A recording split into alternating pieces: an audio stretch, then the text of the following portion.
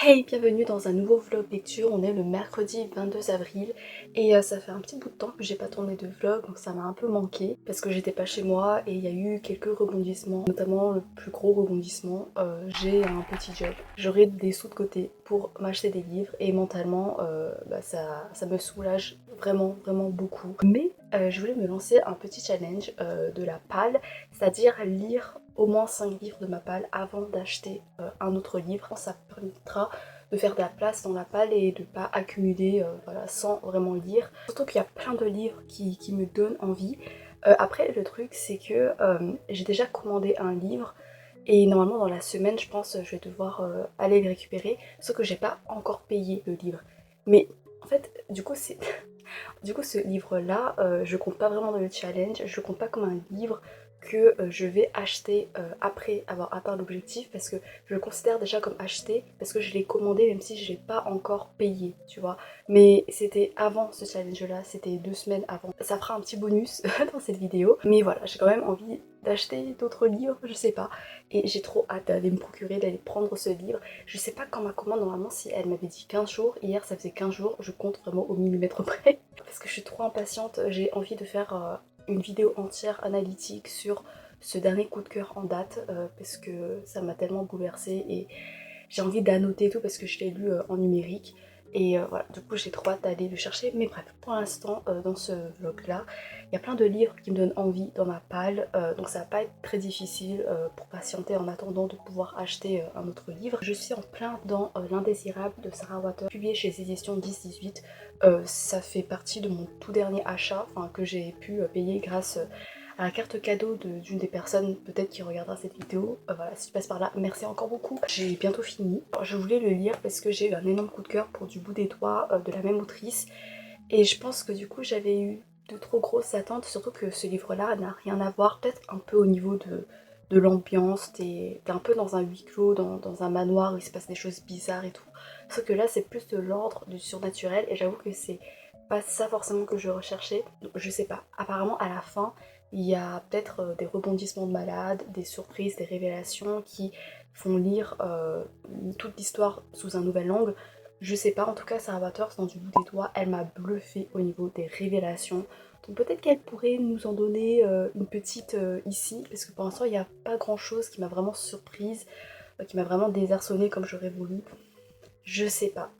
J'ai peur parce que j'avais vraiment de grosses attentes. Sinon au niveau de mes lectures en cours, je lis en fait petit à petit Quand la Chine parle, qui est un ouvrage dirigé par G. Guilleux et Goucheux, publié chez les éditions Les Belles Lettres. C'est super intéressant, je vous en reparlerai peut-être si j'aurai fini, mais en fait c'est des petits articles. Donc je lis petit à petit, je sais pas si je vais le finir, peut-être. J'ai également commencé, enfin j'ai bien entamé Un bref instant de splendeur de Ocean, je sais pas ce qu'on dit, Ocean, Wong, publié ici chez Folio. Alors pour tout vous dire, je sais plus où j'en suis, parce que j'ai enlevé mon marque-page, et voilà, de quand je suis perdue. C'est assez décousu, il y a un côté très contemplatif, méditatif, donc parfois j'accroche, parfois j'aime beaucoup ce qu'il dit, ça résonne en moi, c'est très beau, et parfois d'autres moments je reste en surface quoi. Voilà, donc je sais pas trop. Faudrait que je continue, que je finisse, en vrai ce serait bien, et ça me fera un livre en plus. J'ai pas vraiment lu d'essai je crois durant ce mois-ci, bon peut-être que celui-là il comptera un peu comme un essai, mais j'aimerais quand même lire un autre, peut-être celui-là. Il a l'air facile à lire, Les Grandes Oubliées, Pourquoi l'histoire effaçait les femmes de Titu Lecoq, publié chez l'Iconoclaste. C'est écrit de manière assez aérée, donc pourquoi pas. Pop fascisme, Pourquoi l'extrême droite a gagné la bataille culturelle sur internet. Je regarde pas mal de documentaires sur ça, notamment sur la chaîne YouTube Blast. Voilà, donc pourquoi pas compléter mes connaissances avec ce livre. Au niveau de la fantaisie, il y a Le Chant de la lionne et du dragon de Mati Madiel, publié chez le Héron d'Argent. Je me l'ai été procuré il y a quelques mois. Il me donne trop envie, en plus il y a un fanart trop beau et j'ai trop envie de rencontrer les personnages. En termes d'autres fantaisies, il y a La Rage des dragons également de Evan Winter, publié chez les éditions Rivage. Bon lui il est un peu plus gros, mais après ça me donnera un bon challenge et pareil ça me donne trop envie. On me l'a conseillé sous une de mes vidéos YouTube, donc merci. Je sais pas. Aussi Le Fleuve d'argent de S.H. Rapporti, publié chez De Saxus. C'est dans l'univers de, comment ça s'appelle déjà, La Cité de Béton de la saga d'Aïva Bad, que j'ai adoré, et récemment genre je repense un peu au personnage et je me dis mais qu'est-ce que j'ai vécu. Genre vraiment, le tome 1, j'ai vraiment pas mal aimé. Le tome 2, je pense que ça a été un coup de cœur. Mais vraiment, genre j'y repense, je suis en mode mais, mais tout ce qui s'est passé, genre la relation fraternelle avec les obstacles, les tourments au niveau de leurs sentiments, au niveau de leurs divergences d'opinion politiques, la romance aussi que j'ai adoré, vraiment j'ai pleuré d'amour tellement ça m'a attendri et ça m'arrive très rarement. Annie, best book friend ever pour moi, c'est genre le meilleur homme possible. Il y a eu des complots politiques, il y a eu des révélations, il y a eu des déchirements, la fin ça va pas. J'ai trop envie de retrouver l'univers, les personnages, j'ai feuilleté et en gros c'est un spin-off avec des histoires qui sont déroulées avant, pendant et après les événements de la série.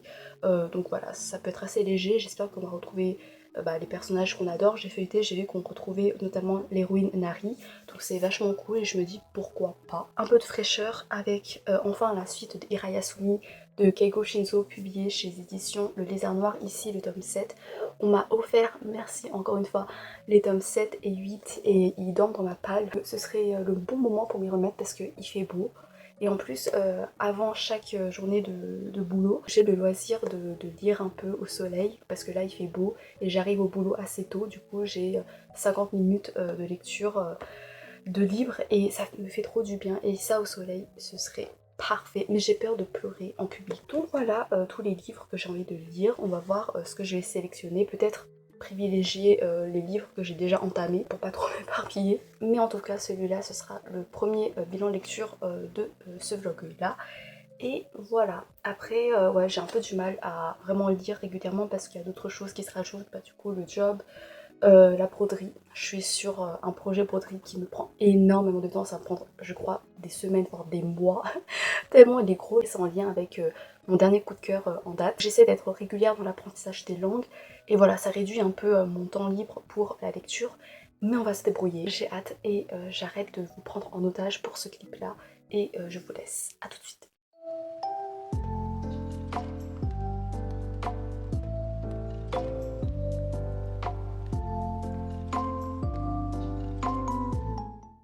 Je vous retrouve, on est le vendredi 24 avril et je vais vous faire un rapide bilan de l'Indésirable de Sarah Waters que j'ai pu finir. Je suis assez pressée là donc on va être assez bref. Dans l'ensemble, c'est un peu une déception mais ça veut pas dire que c'est mauvais, mais c'est surtout moi qui n'avais pas les bonnes attentes concernant ce livre. Et sachant que j'avais d'énormes attentes en plus, après mon coup de cœur pour Du bout des doigts, forcément ça a assez altéré ce que j'attendais de ce roman. Mais en vrai je vous conseille. En gros, on va suivre la déchéance d'une famille. Au début, c'est une famille qui est assez prestigieuse, assez réputée, voilà, qui a beaucoup de reconnaissance du fait de leur richesse, de leur position sociale.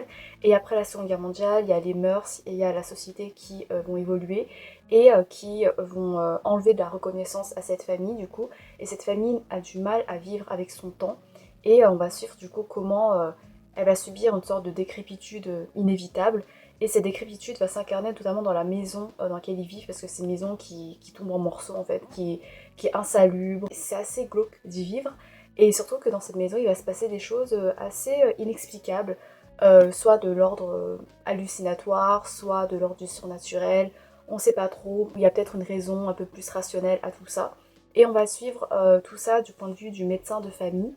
Et voilà, donc en vrai, au niveau de l'ambiance, c'est assez réussi parce que tu sens à quel point la maison a une présence très pesante.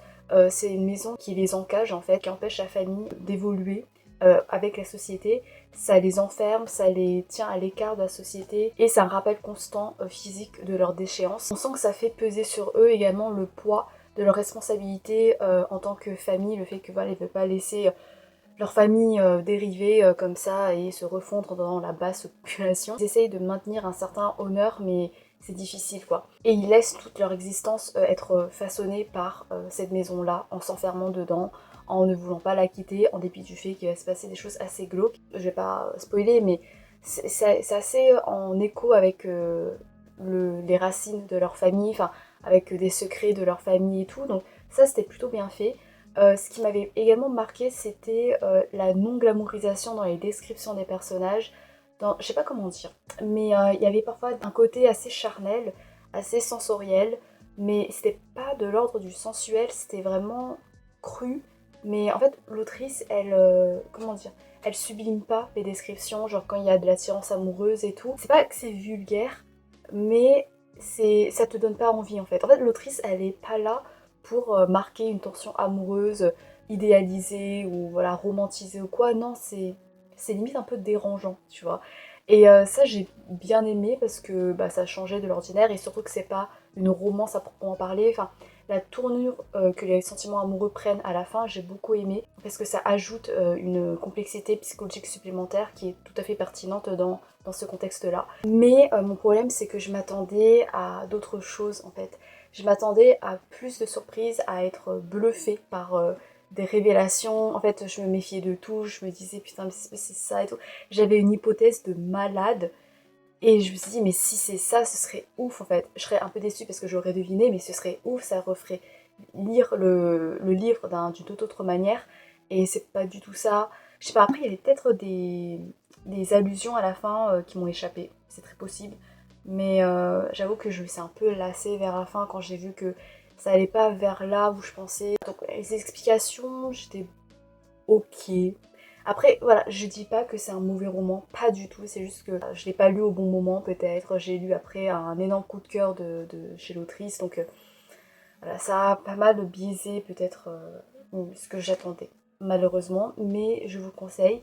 Et j'ai deux autres romans de l'autrice dans ma palle, les deux c'est autour du lesbianisme, donc ça sera cool, j'aime beaucoup comment elle décrit les sentiments amoureux, comment elle développe la tension amoureuse, sexuelle, notamment dans Du bout des doigts, donc peut-être que ça va le faire pour les deux romans qui me restent. Donc ça fait un roman de moins dans ma palle, il me reste 4 romans, mais je vous explique un peu mon dilemme. Parce qu'en fait, là où je travaille, il y a beaucoup de romans, notamment autour des littératures asiatiques, et j'aimerais en lire pour être en quelque sorte plus efficace dans mon job. Et du coup, j'en ai emprunté des romans qui sont à la vente, mais comme ça, je peux lire et peut-être en faire des chroniques. Voilà, voilà. Mais en fait, ça compte pas forcément dans ma palle, initialement parlant. Là, je suis en train de lire celui-là, Au prochain arrêt de Hiro Aikawa, publié chez Babel. C'est assez flat, j'aime bien pour l'instant, mais à voir. Et du coup, ça me rajoute du retard dans mon objectif pour diminuer ma palle. Donc on verra. En plus, il y a des livres qui me donnent trop envie. Et je verrai, je verrai. On se retrouve pour voir quel livre je vais pouvoir réussir à sortir de ma palle.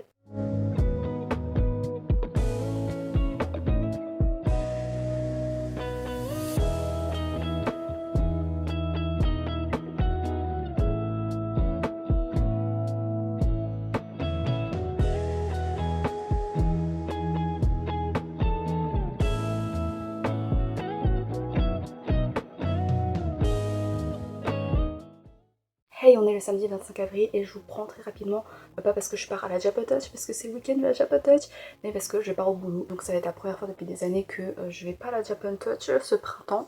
Et ça me désole parce qu'à chaque fois j'aime trop y aller pour le karaoké, surtout les villages des créateurs. Mais non, là faut que j'aille bosser, en plus je suis toute seule. Et la semaine dernière également le samedi j'étais toute seule et ça s'est éternisé. Normalement je vais finir à 17h et au final il y avait les gens qui s'attardaient et tout. Bon c'est pas grave, moi j'aime beaucoup le boulot donc ça me dérange pas trop. Mais je vous ai pas pris pour ça. Hier j'ai acheté des livres mais pas parce que je vais vous tricher pour mon challenge, parce que je devais acheter des cadeaux d'anniv, notamment pour une personne qui lit très peu, voire jamais, à part des Frida McFadden. Donc j'ai essayé un peu de cerner ses goûts littéraires. Donc voilà, celui-là c'est La locataire de Frida McFadden. Je sais pas ce que ça vaut. Ça c'est un livre qui n'est pas du Frida McFadden, mais je me dis que c'est peut-être un livre qui va l'aider à prendre goût à la lecture en dehors des Frida McFadden, même si c'est déjà vraiment cool de lire même rien que du Frida McFadden. Mais c'est Strange Pictures de Uketsu. C'était l'un des livres, des derniers livres que j'ai pas mal aimé, avec des illustrations et tout. Enfin bref, je vous renverrai à ma vidéo des lectures dans laquelle je parle de ce livre-là. Et c'est pas de la triche, parce que ce sont des cadeaux, et en plus ce sont des livres que je vais pas lire forcément parce que celui-là j'ai déjà lu, et La locataire de Frida McFadden vraiment m'intéresse pas vraiment en ce moment. Donc voilà, c'est pas vraiment de la triche. Mais là, je me suis réveillée avec une grosse envie de tricher parce que je sais pas, ça a popé dans ma tête. J'ai rêvé que j'allais dans une librairie d'occasion et que j'achetais 2 romans. Le premier, je me rappelle plus, et le deuxième, c'était le deuxième tome de Sœur de sang, Feu sacré, je crois, de Nikki Popetro. Et je me suis réveillée, j'étais en mode. Parce que cette saga, en gros, je me suis arrêtée en plein milieu du tome 2. parce que j'ai calé à cause de la romance. En fait, la romance s'est concrétisée et même si de base j'ai adoré cette petite romance, cette petite alchimie, connexion trop pure, un peu maladroite et tout, ça s'est développé de manière très saine et hyper rafraîchissante. Mais quand ça s'est vraiment concrétisé, j'ai l'impression de suivre une bascule où ça allait être assez niais pour moi et moins intéressant, donc je me suis arrêtée. Et depuis ça fait 1 an et demi que j'ai pas repris, alors que le tome 1, j'ai adoré. Et en fait je les ai lus en numérique parce que c'est des tomes trop gros. Et là j'ai envie de m'acheter toute la saga en poche pour peut-être faire une vidéo spéciale, je lis une saga en entier et pouvoir annoter et tout. Et du coup voilà, j'ai envie d'acheter maintenant en fait. Voilà, c'est tout. Mais j'ai pas du tout encore réussi mon challenge, surtout que là je prends du retard puisque je lis des livres pour mon boulot. Du coup j'ai fini celui-là au prochain arrêt de Hiro Aikawa. Je vous conseille si vous aimez des trucs assez slow, assez méditatifs, contemplatifs. Et celui-là il me donne trop envie. La Voix de Matsumoto, c'est un recueil de nouvelles policières. Et j'aime bien les crimes qui se passent au Japon. Donc voilà, peut-être que ça peut bien me plaire, donc j'ai hâte. Mais du coup je prends du retard sur ma palle. On verra pour la suite, là faut que je parte. Je vous retrouve, on est le lundi 27 avril et j'ai une bonne nouvelle et une mauvaise nouvelle. La bonne nouvelle c'est que j'ai fini 3 livres de plus dans mon objectif pour la palle et donc il me reste qu'un seul livre pour remplir ce but là et je vais pouvoir acheter un livre. Et la mauvaise nouvelle c'est que j'ai déjà acheté non pas un mais 3 livres et en plus je les ai achetés avant même d'avoir fini le deuxième roman pour l'objectif de ma palle.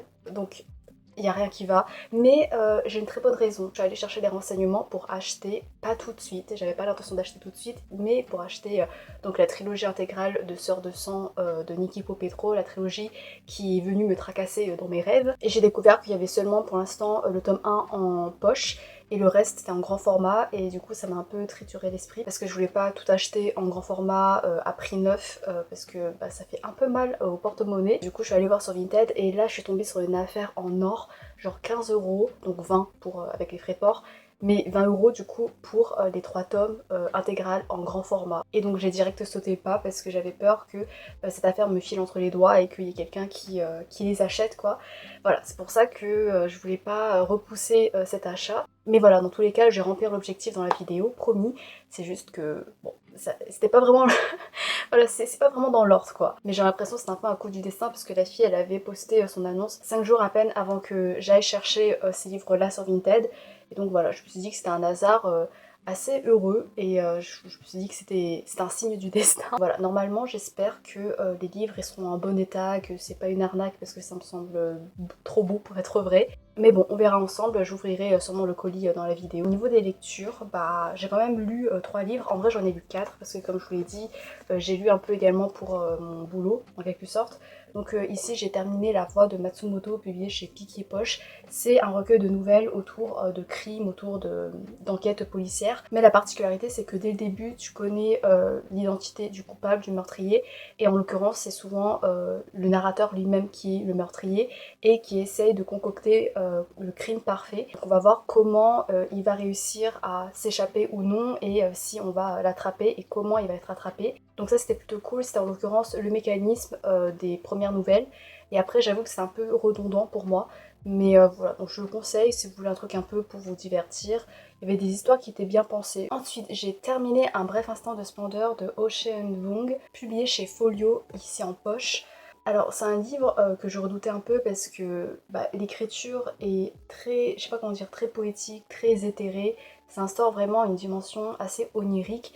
C'est très beau à voir, mais ça dépend de mon mood en fait. Il y a des moments où j'ai du mal à rentrer dedans et d'autres fois où ça m'impacte de manière assez efficace. Donc tout le livre se déroule sous la forme d'une lettre que le narrateur va adresser à sa mère, où il va revenir sur leur relation qui a été assez abusive par moments, sur son héritage en tant qu'enfant d'immigré et également sur son homosexualité.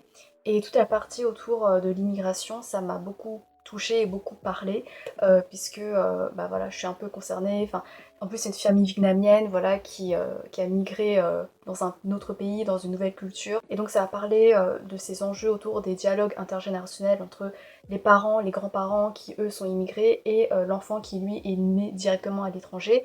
Donc voilà, il peut y avoir des décalages culturels. Le narrateur qui lui prend peu à peu conscience des sacrifices qui ont été faits par ses parents, par ses grands-parents, qui eux ont connu la misère, la guerre, qui ont un fardeau traumatique assez lourd. La lumière qui est mise sur ces personnes, sur leur vécu, c'est évidemment très poignant. Et j'ai reconnu beaucoup de valeurs propres un peu à, je sais pas si c'est à l'Asie en général, mais en tout cas au Vietnam, à la famille vietnamienne. Par exemple, ça va un peu montrer qu'est-ce que c'est une famille, en l'occurrence ici vietnamienne, le fait que l'amour, que les liens se traduisent à travers des gestes du quotidien, plutôt que par des mots.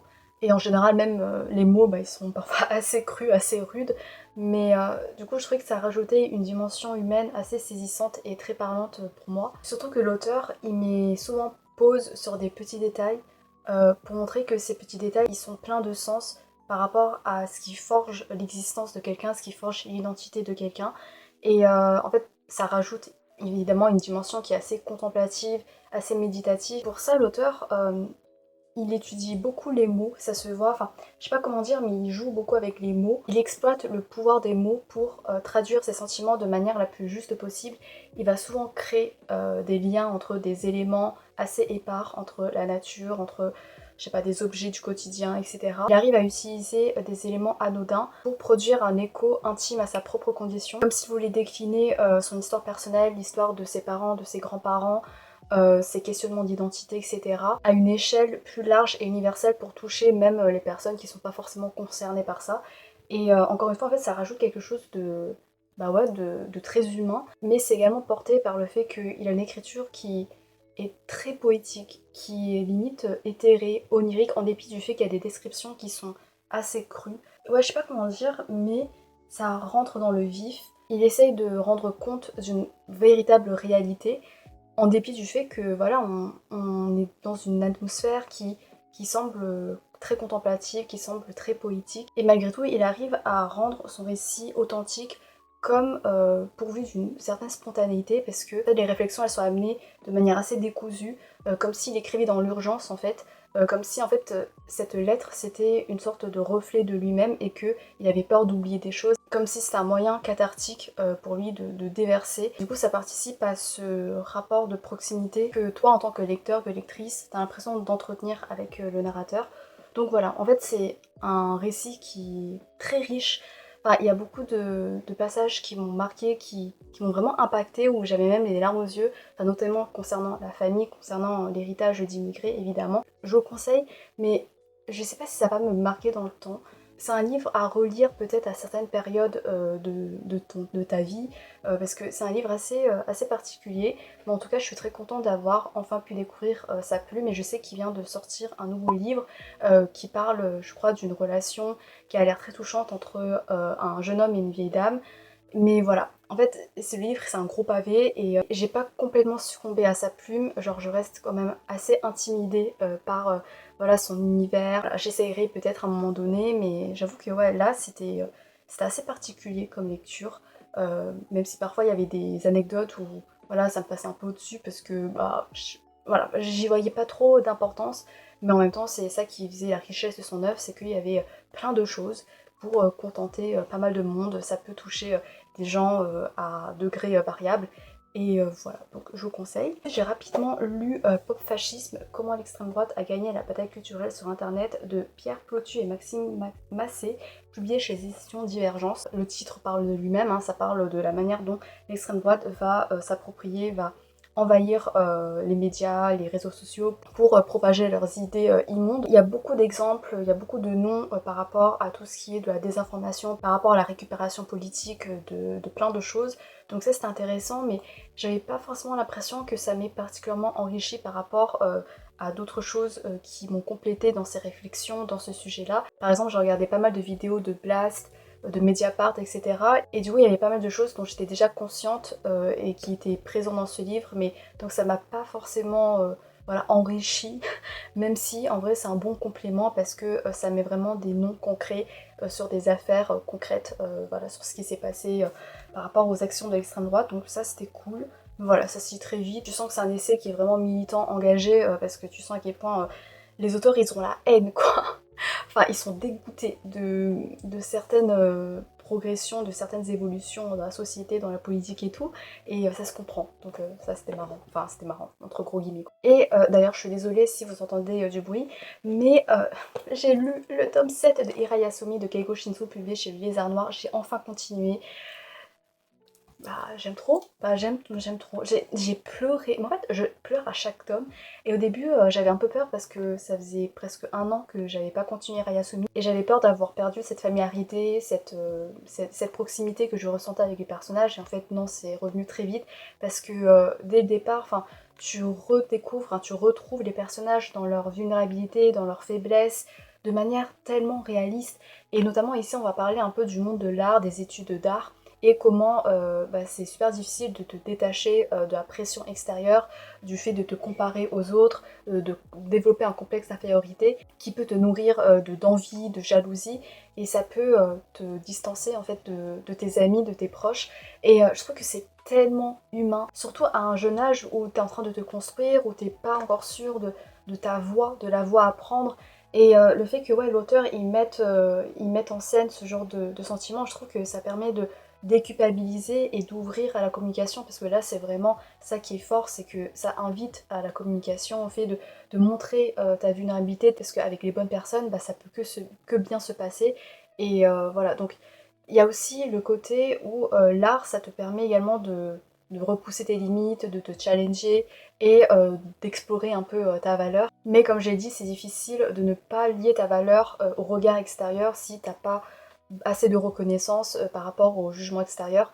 Bah voilà, tu peux te remettre en doute, et Hiroto, lui, le héros, lui, il arrive à se détacher de ça et à évoluer et à progresser à son rythme, et d'être satisfait de lui-même, tu vois, sans forcément avoir besoin de l'approbation des autres. Et ça c'est trop beau, c'est vraiment le rôle modèle. Et j'espère que du coup ça... Attends, c'est sa nièce ou sa cousine, je sais plus, je crois que c'est sa cousine. Elle est encore en train de se chercher, parfois voilà, elle est amère par rapport à la réussite des autres, ce qui est totalement compréhensible, mais j'imagine que plus tard, avec les influences hyper positives de son cousin, de ses amis, elle va réussir à devenir un peu comme Hiroto. Voilà, donc ça c'est trop cool parce que tu vois vraiment leur cheminement, leur évolution de manière très progressive et très relatable. Et dans ce tome-là, c'est vraiment l'arrivée de l'été. Ça rappelle tellement cette saveur de l'été, des nuits d'été. C'est l'insouciance pure et dure, où voilà, t'as l'impression que t'es libre de faire tout ce que tu veux. C'est tellement une parenthèse, tellement juste waouh. Enfin bref, voilà, je pense que vous saisissez. Mais ici, ça va être un peu plus compliqué parce qu'il va y avoir des changements qui sont inévitables, notamment dans certains liens, dans certaines relations. Et ça rajoute une profonde mélancolie à certaines scènes, au fait que tu sens que là c'est une capsule temporelle où voilà, tu peux t'amuser, mais tu sais que quand ça va être fini, il va y avoir des changements, qu'après il va falloir affronter la vie. Du coup là, l'été, ça arrive avec l'insouciance, mais pas tellement non plus, parce que les personnages ils grandissent. Plus ils grandissent et plus ils sont confrontés à des changements qui sont inévitables.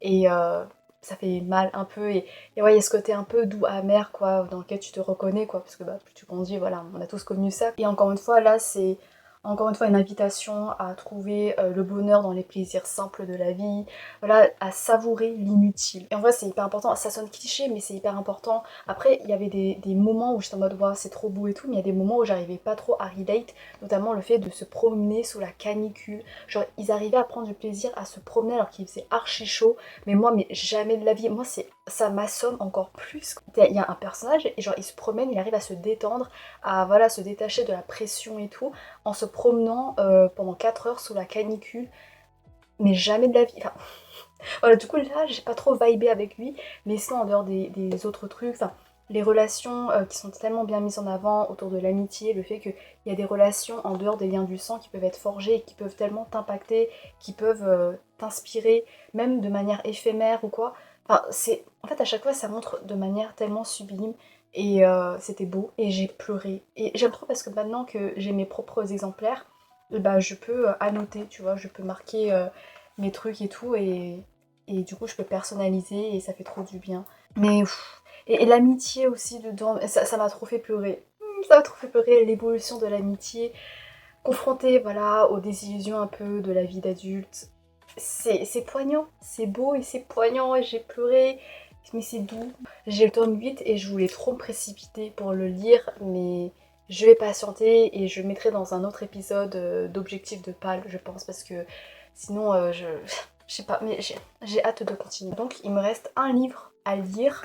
Je pense que je vais jeter mon dévolu sur le fleuve d'argent de S.A. Chakraborty, publié chez De Saxus. Et en fait j'ai envie de retrouver les personnages. Voilà, et en fait j'ai ouvert et j'ai vu le sommaire. Et dans le sommaire, il y a des noms de personnages, donc j'imagine qu'ils sont les narrateurs de chaque nouvelle.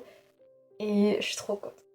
Alors, il y a deux fois Ali. Ali, c'est mon mari. C'est le meilleur book boyfriend ever. J'aime trop parce que j'avais acheté ces marque-pages d'Aevabad chez une artiste de Tsubaki Chronicle, je crois. Je sais plus. Et il m'en manque un parce que j'ai perdu et c'est de mon deuxième personnage préféré. Voilà, et je suis trop deg. Alors qu'il y a des personnages, je m'en fous d'eux, genre Dara, j'en ai rien à foutre de lui. Je l'ai détesté pendant une bonne partie de la saga. Et bah je l'ai encore parce que j'ai jamais utilisé, du coup bah je le pomme pas quoi, parce que il dort. Parce qu'en fait la créatrice elle les vendait en lot et pas individuellement, sinon je l'aurais jamais pris Dara parce que j'ai tellement détesté. Je sais plus où est mon deuxième perso préféré, qui est le grand frère de Ali, Muntadir. Mais voilà, mais sinon Ali. Et j'ai vu un débat, désolée je dérive, j'ai vu l'autrice qui disait qu'apparemment il y a des gens qui préféraient largement Dara à Ali. En tout cas Dara, parce qu'il y a un peu un triangle amoureux, mais c'est très bien fait. Vraiment, c'est pas, voilà, c'est pas trop cliché ou quoi. C'est vraiment, je trouve, bien réaliste et bien amené. Mais du coup, il y a Team Dara, Team Ali, et apparemment la plupart des fans sont Team Dara, alors que Team Dara, il me saoule. En plus, c'est vraiment ce trope-là du démon qui a 1500 ans et qui s'entiche une fille de 19-20 ans. Je suis en mode, mais voilà, personnellement, je trouve ça problématique. Alors que Ali, apparemment, les fans disent qu'il est un peu plus boring que Dara, même beaucoup plus boring que Dara, parce que Dara, elle est un peu torturée et tout, tu vois. Alors que Ali, c'est plus le green flag, et du coup, c'est ennuyeux. Et enfin, je comprends pas cette mentalité, parce que oui, c'est green flag, mais c'est ça qui est génial, parce qu'il est maladroit, et il a des côtés trop drôles, et il est trop sassy parfois et tout. Non, il est parfait. Bref, je vais arrêter de m'apesantir. Je ferai une vidéo sur mes crushs et tout parce qu'il mérite d'être mis en lumière. Mais bref, du coup, j'ai fêté le sommaire et il y a 2 chapitres qui s'appellent Ali. Donc il sera le narrateur de 2 chapitres et genre je suis trop contente.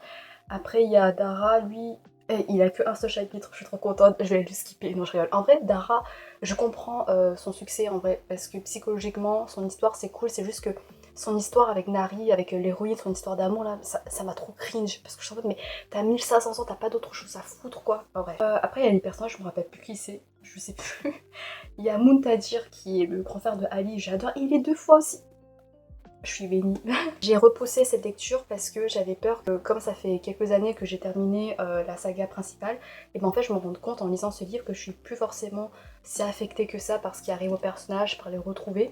Mais là, genre j'ai ouvert une page au hasard et je suis tombée sur les prénoms de Muntadir et de Nari, héroïne, et j'ai souri, j'étais en mode bon bah voilà. En vrai il me manque quand même, donc j'aimerais le lire. Et évidemment je choisis le marque-page de Ali pour m'accompagner. Oh. Je suis trop contente. J'espère que les nouvelles vont me plaire. Je suis retombée sur des stickers que j'avais... En fait, j'avais oublié que je les avais. Je suis retombée sur des stickers que j'avais achetés à Taïwan sur le thème un peu de l'astro, des lunes, des étoiles et tout. Pas parce que c'est mon esthétique principale, mais parce que ça m'a rappelé Radio Silence ou Silence Radio de Alice Oseman, qui est l'un de mes livres préférés de tous les temps. Et je me rappelle que je les avais pris dans l'optique d'en faire un marque-page sur Radio Silence, même si j'en avais déjà fait un. Mais là, avec des... Regardez-moi ces stickers, ils sont trop beaux. Mais en fait, ça fait 3 ans, mais ça va faire 3 ans que je les ai et j'avais totalement oublié leur existence et je suis retombée dessus par hasard, voilà. Mais il faudrait que je le fasse, peut-être que je vais un peu refeuilleter Radio Silence et tout parce que j'ai trouvé, mais bref. J'arrête de blablater. Ouais, j'arrête. Attendez, non, attendez. Je voulais juste parler brièvement de l'atelier des sorciers. Parce que du coup, il y a l'anime qui est sorti et j'aime trop, j'aime trop. Hier, j'ai regardé les épisodes 3 et 4. L'épisode 4, j'ai trop aimé. Qu'est-ce que je peux dire de constructif autre que j'ai trop aimé? Mais l'animation, redécouvrir les personnages, parce qu'en fait, ça fait quelques années que j'avais lu les premiers tomes et du coup, j'avais presque aucun souvenir de ce qui se passait. Et là, les redécouvrir, dans leur développement, dans leur dynamique, ça me fait trop du bien. Et c'est vraiment happant en fait, c'est grave prenant, c'est super intéressant, les personnages sont super attachants. Qui ferait mon homme Agathe, je l'aime trop Agathe, mais vraiment au début elle est dure Mais ça se comprend totalement et du coup ça me fait de la peine parce que je me dis ça se peut, il va y avoir des gens qui vont la détester et tout alors que c'est une gamine de 12 ans. Forcément c'est normal qu'elle réagisse comme ça et je la protège, c'est ma fille, c'est mon enfant. J'ai trop aimé, en plus aujourd'hui on est lundi donc il va y avoir un nouvel épisode qui sort et je suis trop contente parce que j'ai oublié la quasi-totalité de ce qui se passe. Donc voilà, ça va être un peu comme une nouvelle redécouverte pour moi. Et j'arrête de papater, je vous laisse et on se retrouve quand j'aurai retrouvé des personnages doudous là, mais Ali, Moutet, trop contente. Je reviens juste sur un truc, mais en fait dans le sommaire à la fin, ça propose un épilogue alternatif au dernier tome de la saga. Et en fait j'ai pas envie, parce que, moi je trouve l'épilogue de la saga de Daibabad est parfait. Genre à la fin est parfaite, en l'occurrence entre deux personnages je trouve. Après j'ai plus trop de souvenirs en vrai. Mais la manière dont la romance justement se termine, ça m'allait bien. Et donc là j'ai peur que dans la fin alternative, ça essaye de faire un peu du fanservice autour de la romance, qu'il y ait des scènes trop explicites et tout. Et ça me saoulerait. Donc je sais pas, mais je verrai. Je verrai.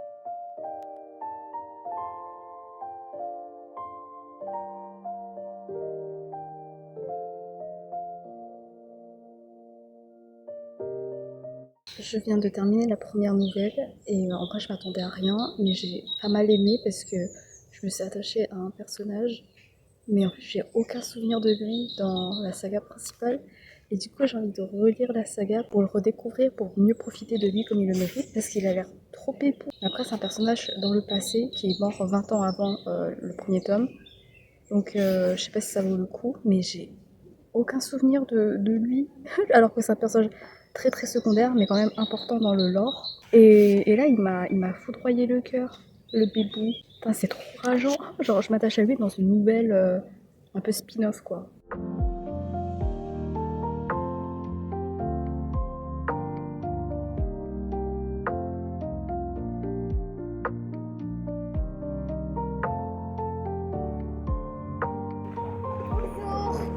Bonjour.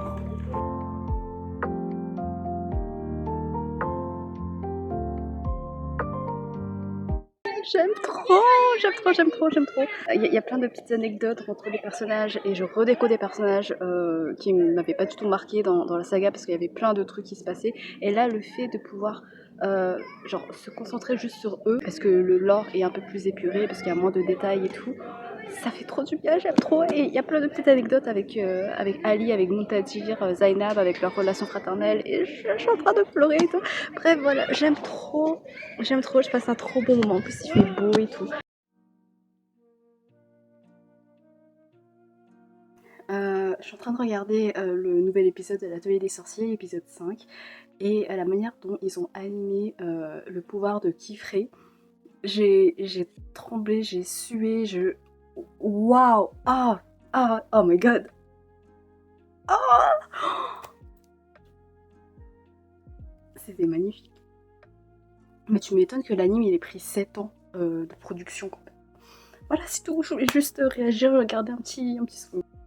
On est seulement le lendemain et juste rien, c'est pas important. Mais j'arrête pas de repenser à l'épisode d'hier de l'Atelier des Sorciers. Et en fait, je regarde plein de posts sur Instagram, sur Tumblr et tout, autour de cet épisode. Et j'aime trop la hype que ça a engendré, tellement c'était magnifique. Et vraiment, genre, le jeu avec les sons, avec les silences, avec l'animation, c'était incroyablissime. Mais vraiment, mais j'étais... Oh, en fait, tu sais, c'est ce genre de souvenir de visionnage d'anime qui te reste en mémoire pendant longtemps, où tu te dis waouh, je suis trop contente d'avoir regardé l'épisode au moment de sa sortie, parce que c'est un souvenir que tu partages avec le reste de la communauté, il y a une hype exceptionnelle autour, et ça va te rester en mémoire quoi. Et du coup, ça fait. J'ai trop aimé, voilà, voilà, je voulais juste partager. Et regarder l'Atelier des Sorciers, c'est magnifique. Ils ont tellement rendu justice au manga. Enfin, les scènes de Kifré, ils ont mis 80% du budget dans les animations des scènes de Kifré parce que c'est magnifique. En fait, il voulait vraiment le sublimer et montrer à quel point c'est un personnage magnifique et complexe et intéressant. Et c'était. Non, vraiment, en plus, la fin de l'épisode, je vais pas spoiler évidemment, mais Je m'attendais pas, et parce qu'en fait j'avais plus trop de souvenirs et je m'attendais pas. Et d'après les gens qui se souvenaient du manga, c'est encore mieux que dans le manga. Enfin, ils ont rajouté un truc. Voilà, mais oh, c'était oh non, en fait c'était beau et c'était de l'art et ça faisait du bien en fait de voir ça dans une ère où l'IA est en train de pulluler de partout comme une grosse merde. Et voir ça, se dire que ça leur a pris 7 ans ce projet-là, c'est beau, voilà, c'est tout. Du coup là je vais me préparer pour aller bosser. Ah, c'est dur de réatterrir parce que hier j'ai passé une trop bonne journée en matière de fiction. J'ai continué Irayasumi, incroyable. J'ai commencé Le Fleuve d'Argent, je suis retournée à Daivabad avec des personnages d'amour trop pipou. Et le soir, j'ai regardé L'Atelier Sorcier, le meilleur épisode jusqu'ici. Et voilà, et là, il va falloir retourner bosser, mais ça va le faire. En plus, il fait moche par rapport à hier. Bref, ça va le faire. Mais oh, l'épisode, ah, je vais arrêter. Mais oh my god, oh my god. Les gars, je viens de finir Le Fleuve d'Argent et je suis... En fait, mon cœur se serre parce que du coup, je me dis là, c'est la fin en fait. Et la fin, elle est toute choupie. Et je reprendrai pour un angle un peu mieux, mais... Ah, ça fait mal au cœur. Voilà, c'est tout. Hey, je vous reprends très rapidement, on est le jeudi 30 avril, j'ai pas le temps vraiment de me poser et tout parce qu'il faut que je m'habille pour aller au taf. Mais juste avant d'aller au taf, je vais enfin récupérer le livre que j'ai commandé il y a perpète. Ça fait des jours, des semaines que j'attends de le recevoir et je suis trop contente là, la décrire. Ah, je parle trop, attendez. Hier, la libraire m'a envoyé le mail pour dire que ma commande était enfin arrivée et je suis trop contente. Du coup, oh mon dieu, je l'aurai enfin. Bref, et je vous le présenterai. Et en plus, je le reçois pile au bon moment puisque j'ai fini hier Le Fleuve d'Argent. Et du coup, je vous en ferai une chronique quand je serai bien posée. Mais du coup, j'ai fini les 5 livres de ma palle à lire. J'ai rempli mon objectif et du coup, je vais pouvoir me récompenser en allant chercher le livre et en allant chercher les 3 autres livres que j'ai commandés également sur Vinted quelques jours plus tard. Bon voilà, en vrai j'ai un peu triché dans ce vlog donc je suis désolée, mais je suis trop contente.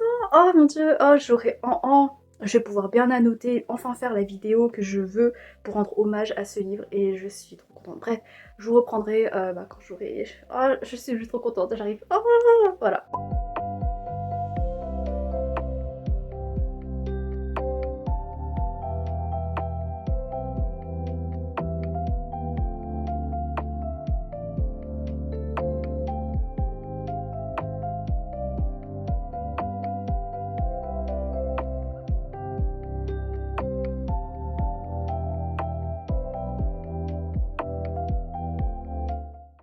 Du coup, j'ai récupéré.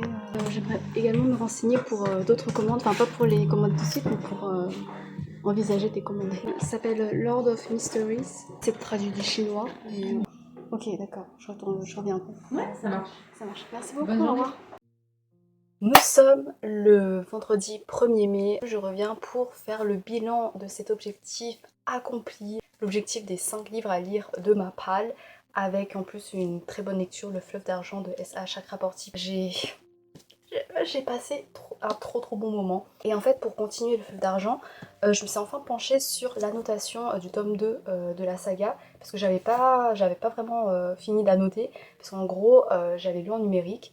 Et ensuite, du coup, je me suis fait offrir les tomes de la saga pour pouvoir les annoter. Et là, je les ai enfin annotés. J'ai reporté mes annotations en numérique sur le format physique parce que c'est beaucoup plus sympa de les voir comme ça. Et ça m'a rappelé à quel point j'ai passé un moment incroyable avec notamment ce tome là parce que je crois que c'est mon tome coup de cœur de la saga, c'est même sûr et certain. Au niveau des complots politiques, au niveau des déchirements entre les personnages, au niveau de l'évolution de la relation amoureuse, mais qui prend vraiment son temps, qui est vraiment trop choupette et vraiment il y avait une scène romantique mais c'était vraiment ténu mais ça m'a fait pleurer parce que c'était tellement tendre, c'était maladroit mais du coup hyper mignon. Avec les relations familiales aussi, la relation entre Ali et Montadir, j'avais oublié que voilà, il y a eu des frictions et que Montadir il était parfois froid envers Ali, mais que parfois il y avait des moments où son amour fraternel ressortait, mais de manière compulsive, parce qu'il ne pouvait pas s'en empêcher et tout, et c'était trop mignon. Et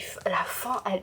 Oh putain, la fin de ce tome, c'était incroyable en matière de drame, en matière de angsty, incroyable. Et du coup, revoir tout ça, ça m'a trop fait du bien pour reprendre le feu d'argent et vraiment redécouvrir les personnages, me rappeler qui était qui un peu, parce que ça a été assez laborieux par moments. Mais du coup, c'était trop cool parce que j'ai appris à connaître ou alors à redécouvrir des personnages que j'avais totalement oubliés, notamment redécouvrir un peu la complexité de certains personnages qui sont assez exécrables dans la saga. Mais ça a également été l'occasion de retrouver des personnages que j'aimais déjà. Nari, elle est trop pipou. Muntadir aussi, mais et Ali, mais Zainab, elle est trop cool aussi. C'est trop cool de voir certains événements de son point de vue, parce que je savais pas où elle en était, et à un moment dans le tome 3 on la retrouve et je savais plus comment elle en est arrivée là. Là, le fait d'avoir son point de vue, de plonger dans sa vulnérabilité, dans ses questionnements, mais également dans sa force, c'est trop une badass, c'est une queen.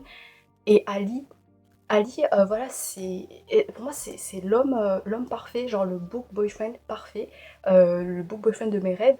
Et en fait, ça m'a rappelé dans ce tome toutes ses qualités. En fait, il y a beaucoup de défauts, mais que je vois d'un œil attendri, parce que c'est trop mignon. Genre, parfois, il est assez impulsif, il est assez naïf, il est maladroit parfois dans ses propos, il est aléatoire.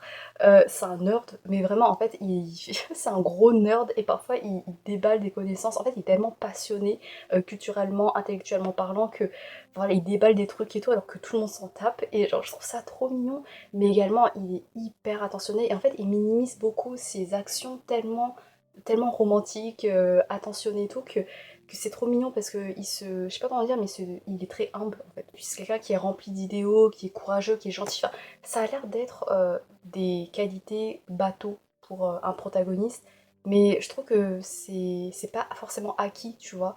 Et je trouve que ça rend pas forcément un personnage boring si c'est bien fait, s'il est bien façonné, parce que il a également des moments où il est hyper sarcastique, hyper sassy, où parfois il est impulsif et du coup il va lancer des remarques alors que c'est pas du tout le moment et tout. Et j'aime trop, et en fait il est trop drôle aussi. Et c'est pour ça que c'est pas du tout un personnage que je trouve ennuyeux, enfin c'est un personnage green flag, c'est tout. Et ça m'a également rappelé à quel point la romance, j'aime trop parce qu'elle prend son temps. L'autrice, elle va pas nous livrer gratuitement des scènes genre sexuelles ou quoi, parce que c'est un peu populaire et pour satisfaire le lecteur. En fait, elle prend en compte le cheminement de la guérison, le cheminement traumatique des personnages, et également leurs valeurs, leurs principes, pour créer la romance. Et également, elle touche une petite touche de tension aussi. Mais ça va pas sacrifier leur individualité, leurs valeurs et tout ce qu'ils ont vécu pour une concrétisation vraiment idéalisée de la romance. Et j'aime trop parce que vraiment, le dernier chapitre, du coup, ça revient un peu sur cette romance et c'est trop mignon. Et je pensais vraiment que cet homme-là, ça allait être une occasion pour faire évoluer la romance par rapport à la fin du tome 3, à la fin de la saga principale. Parce qu'à la fin, la romance, elle s'est pas en quelque sorte entièrement concrétisée comme on pourrait l'imaginer dans d'autres sagas, notamment Romantasy. Et moi, j'avais peur un peu que dans ce roman, du coup, il y a un peu du fanservice. Et il n'y a pas de fanservice. Il y a des moments qui sont tendres, qui sont touchants, mais ça reste voilà, dans cette continuité du respect des vécus de chacun, de chacune, de leur guérison. Et c'était beau. Et Ali, encore une fois, Ali est incroyable. Donc voilà, c'est un bon complément pour voir ce qui arrive au personnage, que ce soit entre certaines scènes, entre les tomes ou à la fin de la saga. Vraiment, c'était super cool de retrouver comme ça. Et à la fin, enfin, tu sais, j'ai eu le cœur serré, je me suis dit, waouh, genre je quitte des personnages, genre quand j'ai lu la dernière ligne, j'étais mais ah, genre waouh, je me sens orpheline un peu. Par contre, je veux juste revenir sur deux trucs. Dara, alors il y a un chapitre où il est le narrateur et franchement j'étais saoulée. J'étais en mode bah, ça m'apporte pas grand chose, je m'en fous un peu.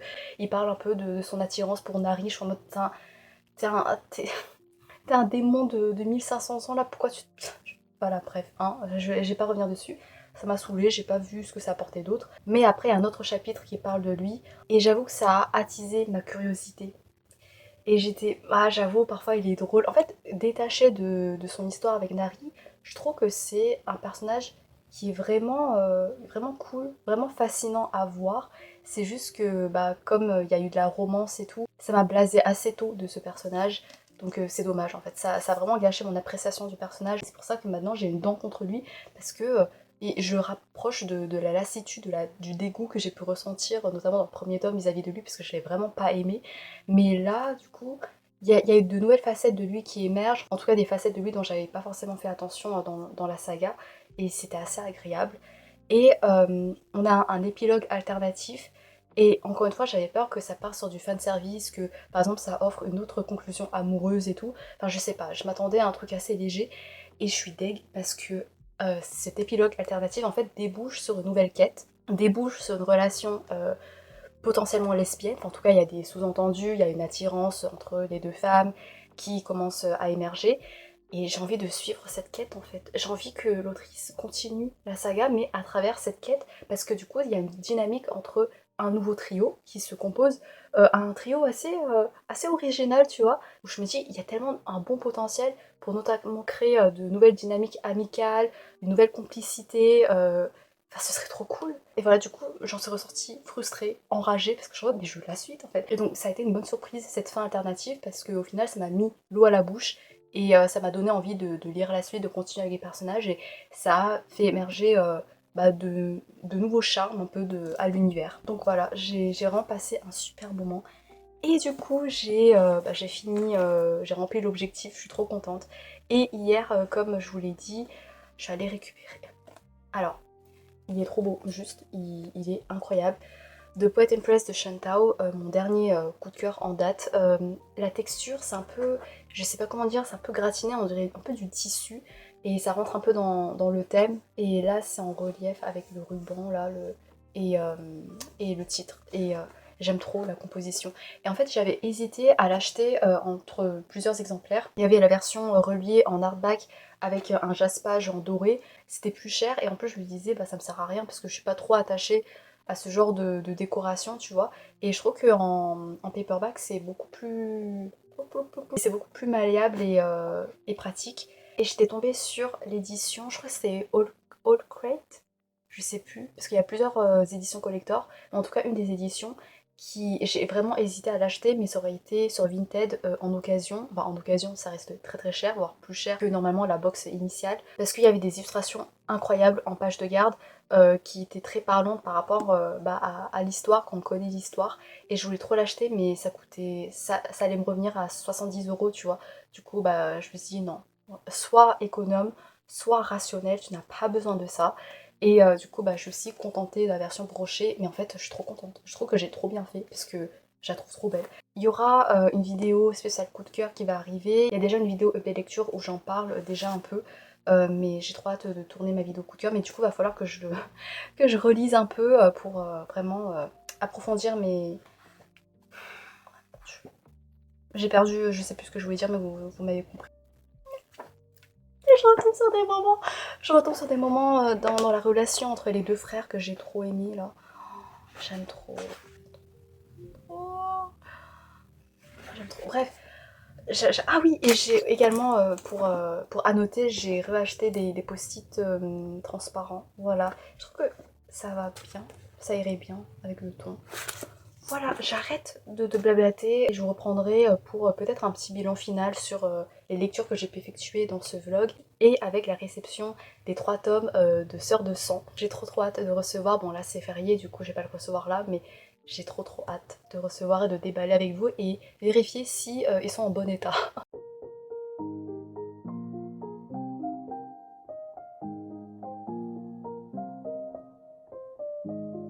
On est le dimanche 3 mai et c'est l'heure pour ouvrir le colis, la récompense finale de ce vlog, même si j'ai pas vraiment mérité parce que en fait c'est, vous vous en doutez, il y a plus qu'un livre, un seul livre, alors que c'était l'objectif initial, la promesse initiale. Bon bref, je vous ai déjà expliqué, je pense qu'en vrai vous me comprenez. Alors comment je vais ouvrir ce colis? Il y a plein de scotch de partout. Alors bilan final de ce vlog.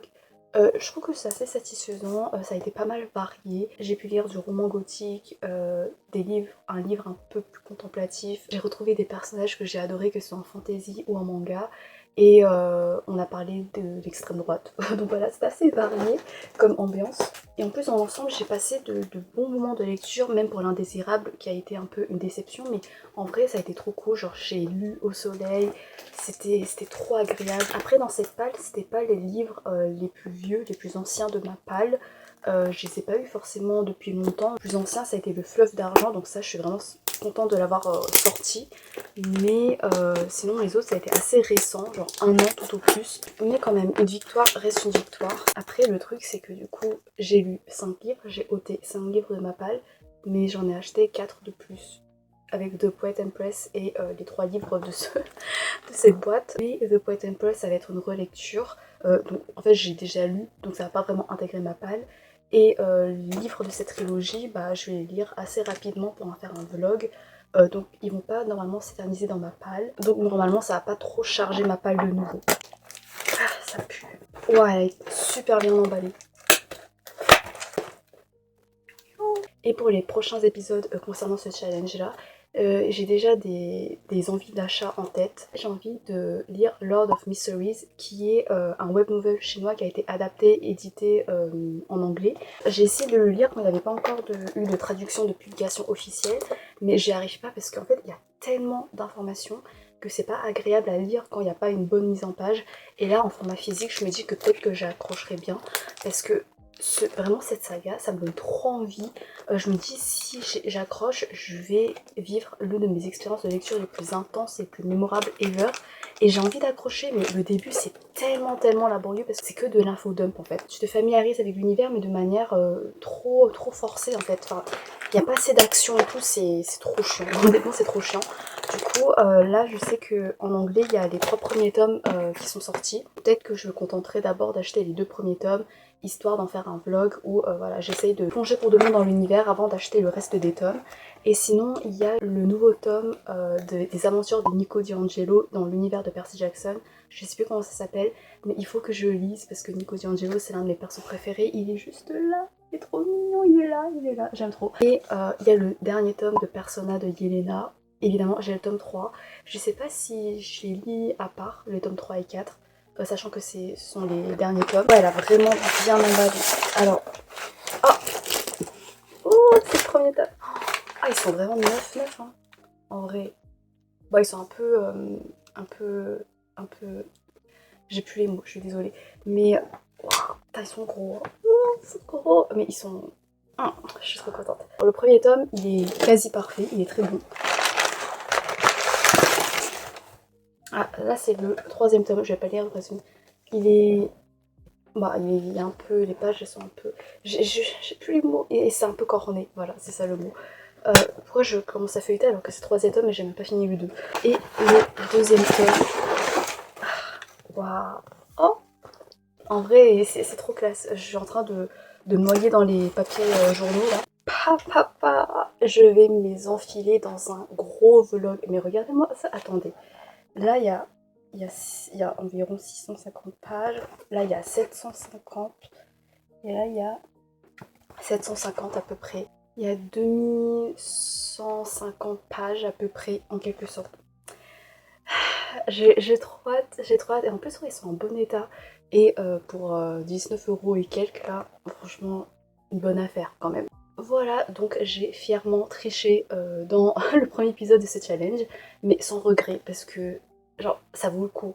Et surtout si j'accroche, enfin si j'accroche autant que lors de ma première lecture, j'espère vraiment. Je suis trop contente, je suis trop contente. Cette vidéo s'est éternisée. Mais j'espère que ça vous a plu, j'espère que voilà, il y a eu des nouveaux titres qui ont pu émerger pour intégrer votre wishlist. Est-ce que vous aussi, vous avez envie de vous lancer ce genre de challenge pour réduire votre palle? Est-ce que la palle pour vous c'est un sujet d'anxiété? Est-ce que voilà, vous voulez absolument la réduire? Parce qu'en vrai c'est bien d'avoir plein de livres dans la palle, c'est juste que là il y a des livres qui sont éternisés, même si là ce que j'ai lu, bah, ils n'étaient pas vraiment ici depuis longtemps, mais au moins j'ai pu faire un peu de place et puis en vrai c'est satisfaisant, tu vois, tu te dis ouais ça fait un livre de moins dans la palle et après je vais pouvoir en racheter, donc ça diminue pas vraiment, mais au moins tu changes un peu le paysage de ta palle. J'ai trop hâte, oh j'ai hâte, j'ai hâte. Merci infiniment d'avoir regardé jusqu'à la fin. J'espère que ça vous a plu et j'espère vous retrouver pour les prochains épisodes ou pour les prochaines aventures, notamment autour du mois de la fantaisie. À l'heure où je vais publier cette vidéo, je crois qu'on sera déjà à la moitié du mois de la fantaisie. J'espère que j'aurai bien avancé. J'espère peut-être que même j'aurai lu ces livres-là et que j'aurai fait un vlog lecture, même si ce sera pas pour le mois de mai, parce que j'ai pas mal d'idées de vidéos qui fourmillent dans ma tête. Merci encore et à bientôt peut-être, je sais pas, j'espère. Salut!